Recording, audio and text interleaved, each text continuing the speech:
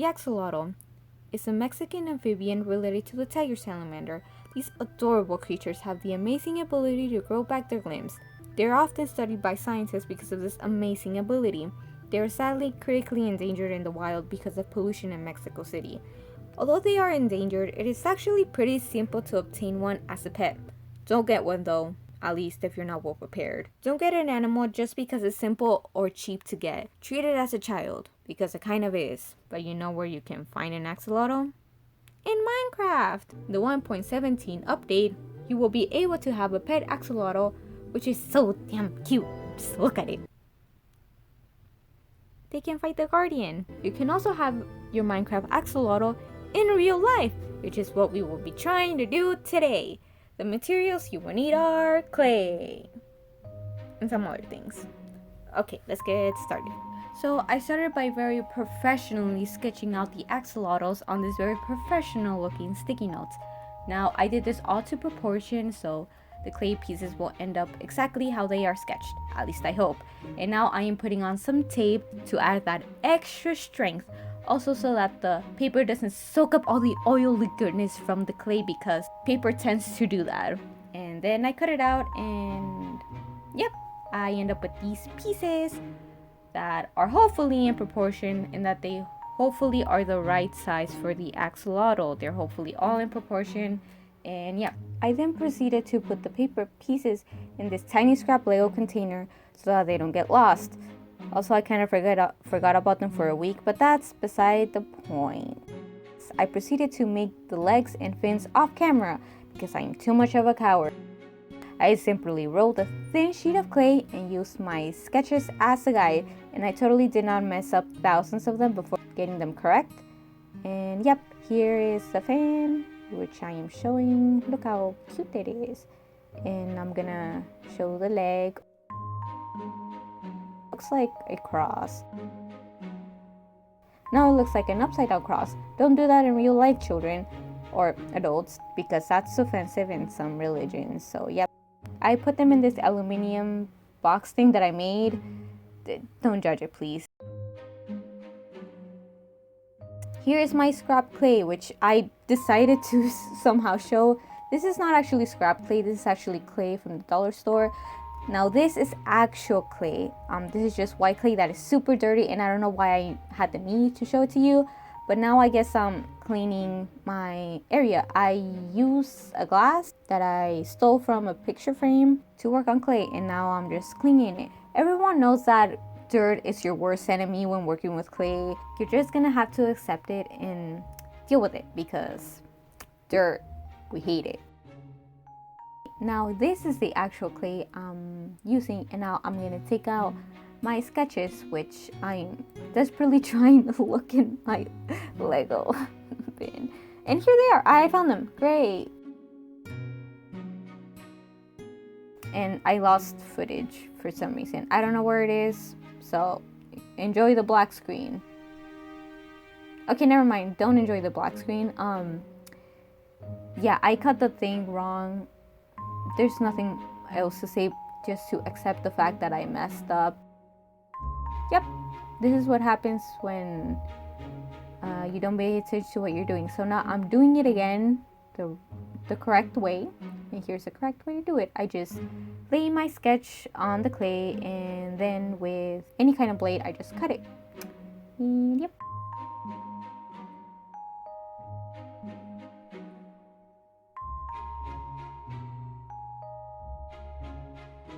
Now that I have cut all of my pieces, here is the little face. Then I used another one of my sketches, put it on the side of the other block of clay, cut it, and there you go. There is my finished cube. It's not a cube. Okay, I'll shut up. Well, I can't shut up. I rolled another piece of clay and then did practically the same thing.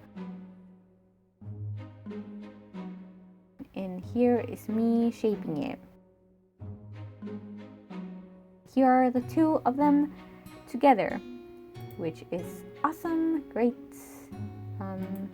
I don't know what else to say. Please someone help me. And then I just take the wire, I fold one side of it so that it stays nice and secure. Then I just put them together with the clay, stick them on like what I just did, and yep, that part is done. Yep. Yep. Here's how it looks. Look at it. Look at it. Look at it. Are you looking at it? Cool. Now it's time to put on what I fear the most, which is the tiny things. Here I have some bacon bond, which is not on focus, but you get the point. If you don't have some bacon bond, you can always use clay mixed with a little bit of oil.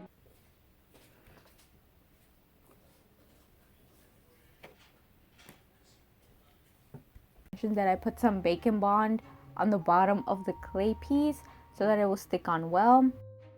I put on the little fin or tail, and I had one job and I didn't do it correctly.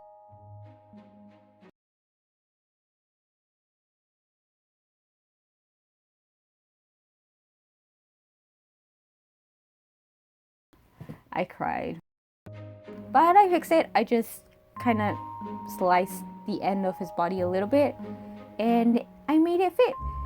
I'm taking a brush and I'm just kind of like evening out the bacon bond. And yep, that's what I'm doing right now. And I do it on the other side as well. Now, I didn't really have to do this. I really just did more steps.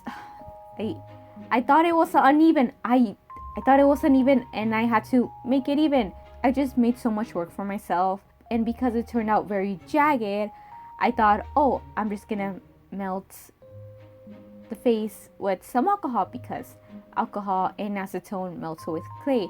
And that's what I thought. But nope, I just ended up doing more work for myself. So I think by this point, you can already tell that nothing was up to proportion. I mean, I tried my best. I would give myself an A for effort, but probably an F for actual execution, because what happened next is kind of just sad. I did the fins. I did them all the same, right? But the actual axolotl doesn't have all of them the same. I did all of them like the middle one. So what I did, because I don't want to do this all over again, that would just create more work for myself. I chopped that. I did that 4 times for each axolotl and I left 2 of them the same, and yeah, and then I fixed it. And I used bacon bond to put them together, and I am again a coward for not showing you the process. I'm so sorry. But here it is, all said and done. Yep, as ugly as ever. And then the tails, they were just so huge. Like, no, disgusting. So what I ended up doing was the same. I kind of cut the perimeter. The problem with them is that they were too thick. They were the correct shape, but they were just, again, thick with not 3 C's, but just 1 C. They weren't that thick.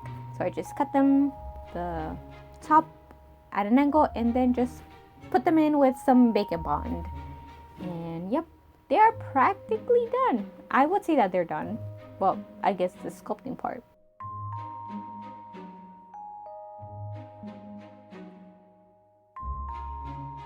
Here's me giving thumbs up. I'm sorry for the mess, but that's just the way I live.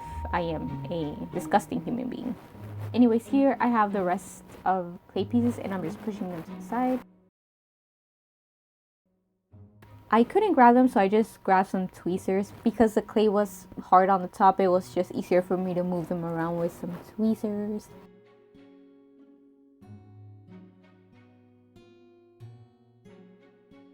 I then made an eye pin with some wire and attempted to put it on the clay. I'm just gonna take that in with confidence. I'm scared. I'm scared. Okay, don't be scared,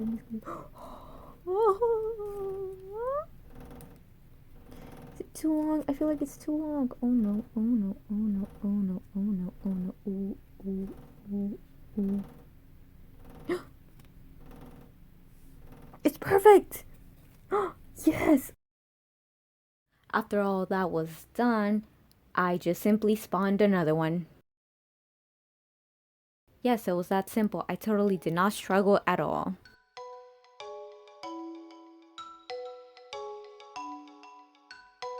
What I did next is that I put them in the oven for 1 to 2 hours. I actually put mine for 2 hours.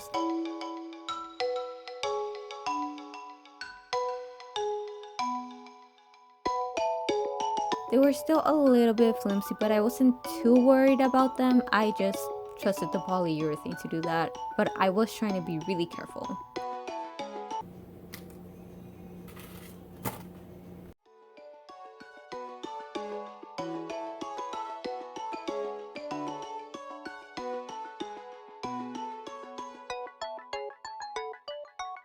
I sketch out the eyes on the clay just to sort of help as a guide to where I want the eyes to be. And yep, here they are. Here is the paint that I will be using. This is just Walmart paint. And yep, I get to painting, which is the most satisfying part. These are the wrong colors, but shh.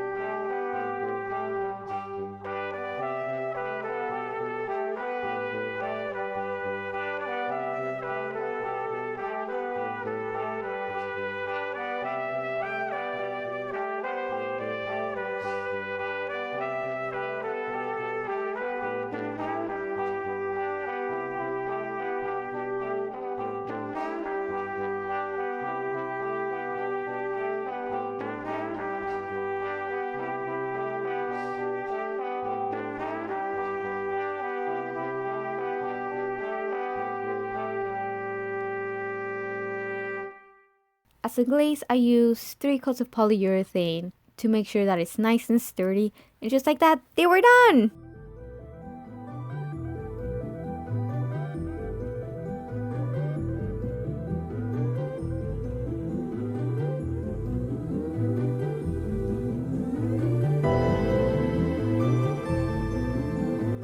Now that the axolotls are all done, we can celebrate. I'm actually super happy how they turned out. And now we can do anything we would like with them. We can put them anywhere we want. On the side of this tiny house, on top of this frog, under this living tree, on top of this dead tree, on a berry tree, on top of a ladybug, on the side of a grill, on the bottom of living flowers, on the top of living flowers, on the side of fake flowers, on the side of Sam, in water. Actually, don't put them in water. I don't know if polyurethane can resist that. On the side of your meal, and with its fellow brethren.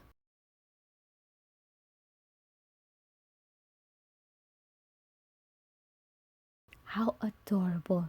To end this marvelous project, we decided to put some earring hooks on it to turn them into earrings. I asked y'all on Instagram and that's what you guys decided.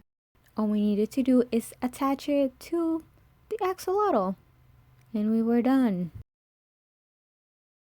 And now the earrings are completed in this project along with it, which I am very happy about. Here is me wearing them, as you can see. Cool. And here is Mother Goose, which she looks beautiful with them.